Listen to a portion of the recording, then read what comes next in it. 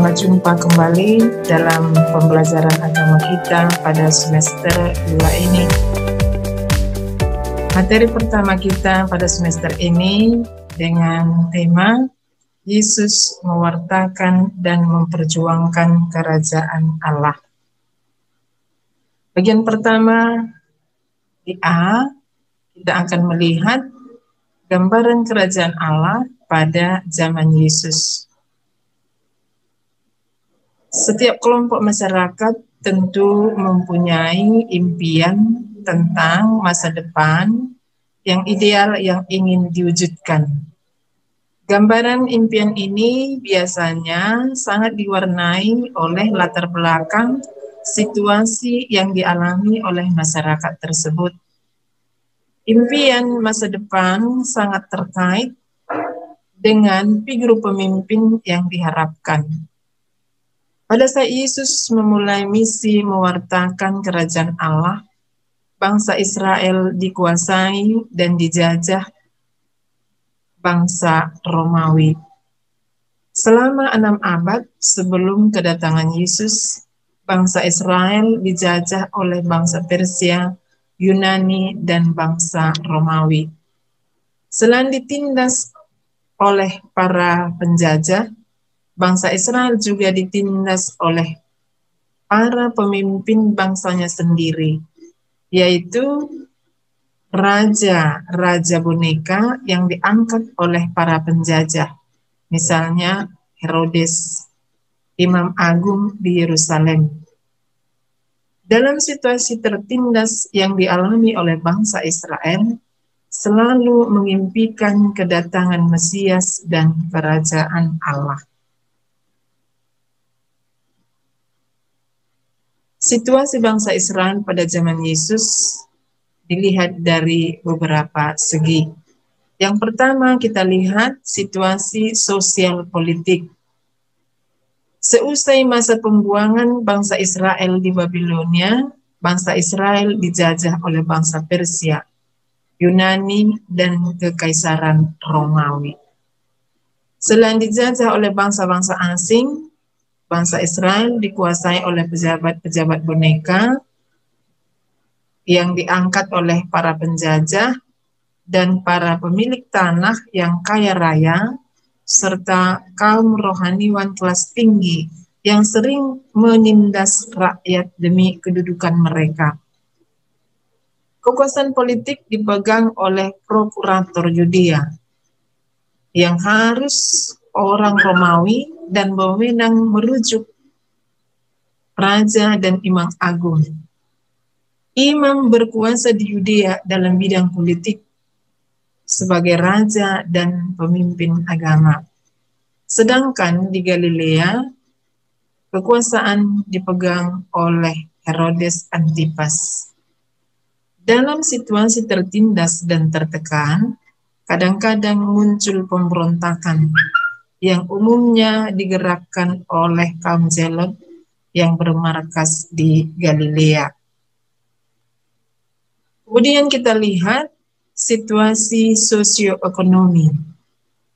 Penduduk desa hanya memiliki lahan-lahan kecil untuk usaha pertanian, dan sebagian besar tanah dikuasai oleh tuan tanah yang berkedudukan di kota-kota besar, yang menguasai percaturan ekonomi dan perdagangan internasional.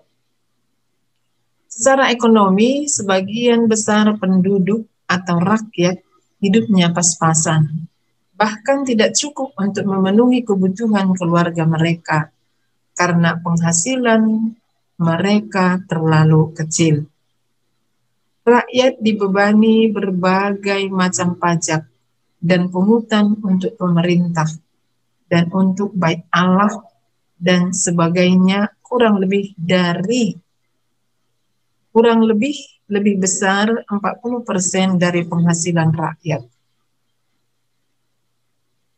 Nah, kemudian yang ketiga kita lihat dari segi situasi sosial kemasyarakatan. Masyarakat di Palestina itu terbagi dalam kelas-kelas atau kelompok sosial, yaitu tuan tanah besar, pemilik tanah kecil, perajin, kaum buruh, dan budak. Di daerah perkotaan juga terdapat beberapa lapisan sosial, yaitu lapisan kelas sosial tertinggi adalah para aristokrat, para imam, para pedagang besar, dan para pejabat tinggi. Lapisan kelas sosial menengah bawah adalah para perajin, para pejabat rendah, awam, dan kaum lewi. Lapisan kelas sosial paling bawah adalah kaum buruh, yang umumnya bekerja di sekitar bait Allah. Selain kelompok lapisan sosial yang telah disebut di atas, masih terdapat juga kaum proletar yang tidak terintegrasi dalam kegiatan sosial, ekonomi, misalnya para pendosa publik. Nah, contohnya para pelacur, pemungut cukai, penderita kusta yang disebabkan oleh dosa si penderita dan dosa orang tuanya. Jadi ini kelas yang paling rendah ya. Selain kelas sosial tersebut terdapat juga berbagai bentuk diskriminasi rasial, seksual, pekerjaan, dan sebagainya. Kemudian yang keempat, kita lihat situasi sosial religius. Hukum Taurat menjadi pedoman umum yang berlaku bagi masyarakat Yahudi. Para ahli Taurat berusaha untuk selalu menjaga keaslian hukum tersebut dengan mewajibkan masyarakat untuk taat dan wajib melaksanakan secara penuh. Sebab menurut mereka menjadi rakyat Tuhan berarti harus taat pada setiap pasal hukum Taurat. Namun dalam pelaksanaannya, ahli Taurat selalu memanipulasi dan menafsirkan demi kepentingan mereka sendiri yang menyebabkan rakyat kecil di Palestina sangat menderita secara ekonomi, politik, sosial, dan religius.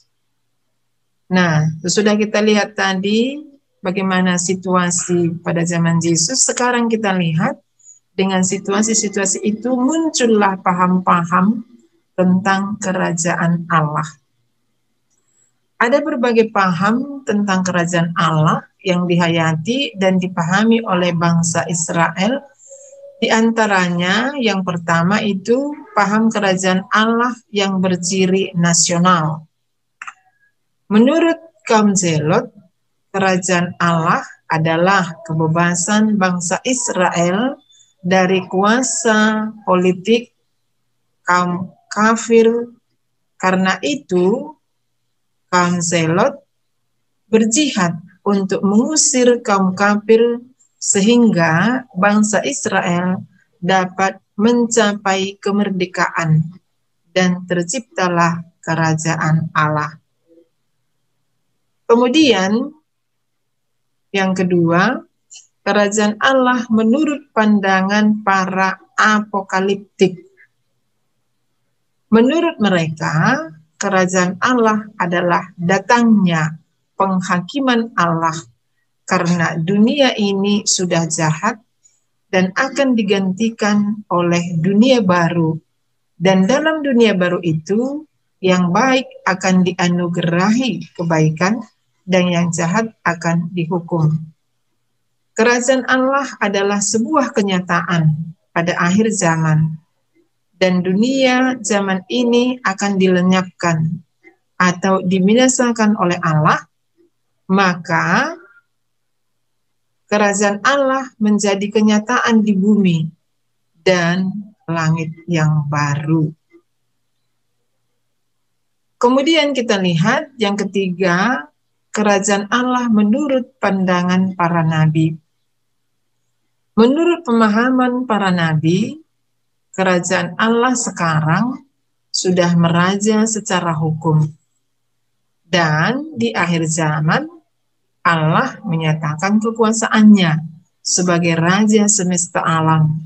dengan menghakimi segala bangsa. Mereka yang taat pada hukum Taurat sudah menjadi warga kerajaan Allah. Nah, sekarang kita lihat bagian C. Kerajaan Allah yang diwartakan Yesus. Bagaimana di sini nanti kerajaan Allah yang diwartakan Yesus? Menurut Yesus, kerajaan Allah adalah Allah yang meraja atau memerintah. Itu intinya ya. Allah yang meraja atau memerintah. Kerajaan yang akan mencapai kepenuhannya pada akhir zaman. Nah, lalu bisa kamu baca itu di Matius 25 ayat 31 sampai 45 mengenai kerajaan Allah tadi. Kemudian kerajaan Allah akan mencapai kepenuhannya pada akhir zaman dan kini sudah dekat. Bahkan sudah ada dalam sabda dan karya Yesus. Kabar mengenai masa depan dunia, di masa yang miskin tidak lagi miskin. Saya ulangi, di mana yang miskin tidak lagi miskin. Yang lapang akan dipuaskan, yang tertindas tidak akan menderita lagi, dan yang tertawan akan dibebaskan, tetapi butuh perjuangan lewat pertobatan.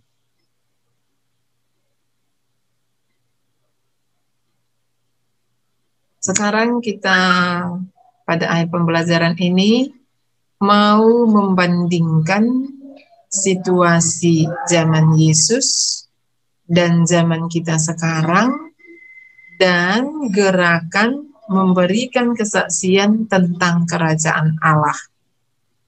Nah, sekarang ini ada pertanyaan, ini bukan mau didiskusikan di kelompok ya, tetapi ini pertanyaan untuk kamu jawab sendiri ya.